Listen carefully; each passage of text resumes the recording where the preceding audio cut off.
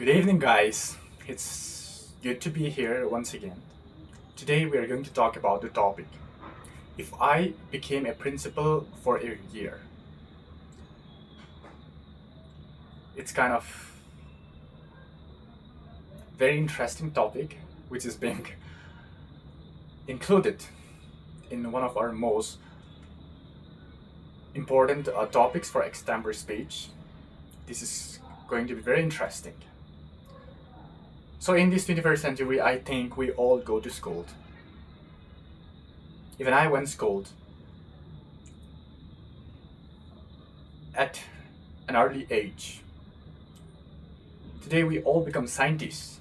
Some of them become astronauts. Some of us become footballers, cricketers, and whatnot.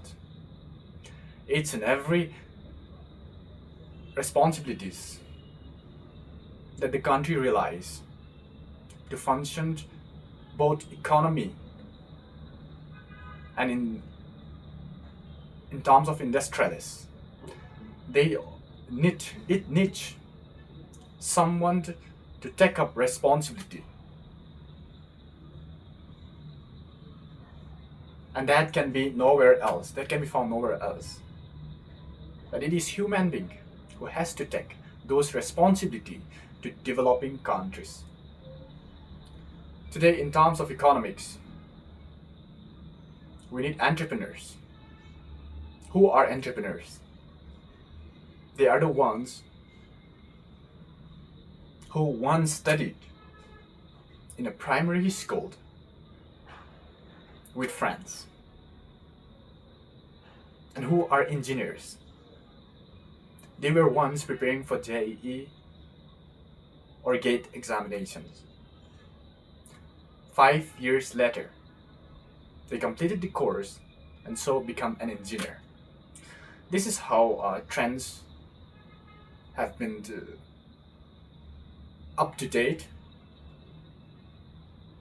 as we move on towards the future. Today, if I became a principal for one day,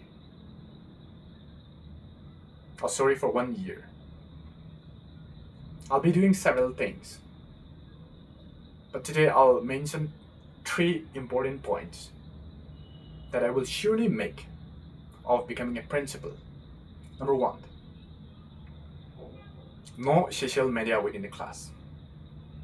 In the recent news, we have heard of China introducing computer learning skills starting from class 3.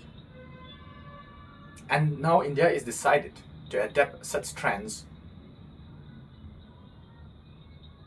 to be followed by Indian citizens. As per my opinions, why do I reject China? Is Chinese education system? Because children better learn from books. Because once they get involved in technology, they would soon find out how things can be acquired easily. So as the time passes, maybe 1 or 2 students might be benefited from the system, but majority, I don't find it interesting. Will get the best from this education system. Number 2, no rote learning, ROTE, rote. We spoke about these in the last week. Rote learning system means giving questions and answers, which is quite long, taking 4 or 5 pages. Even I did when I was in high school. Those history and politics notes were quite lengthy. So by studying them, yes, we could remember. After studying for 2 or 3 days, we remembered them very clearly. But after 1 month, nothing comes into the mind. Even while trying to recall these important points, we can't recall this. So that's the main problem.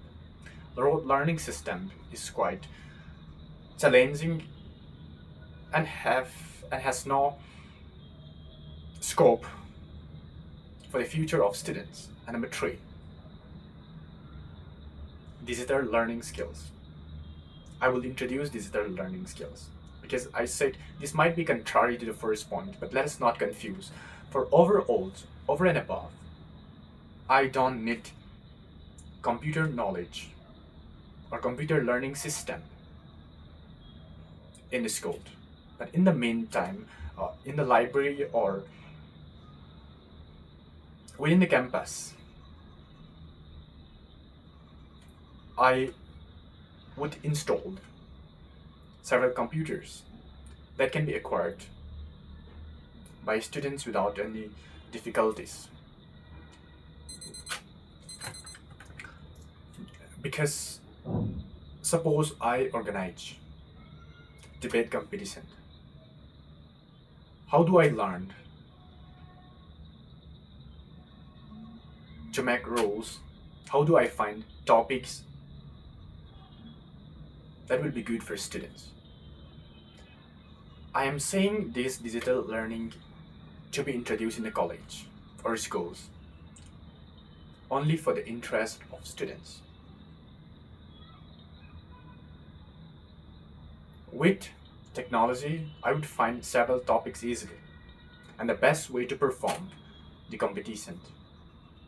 Besides, student can avail research what can learn best from the most experienced persons, because through the technology they have the opportunity to interact with students or experts from various regions. And by introducing this digital technology, I think this will improve the overall system, the overall learning of the students. So these are the most important points that I'd like to discuss today. Thank you.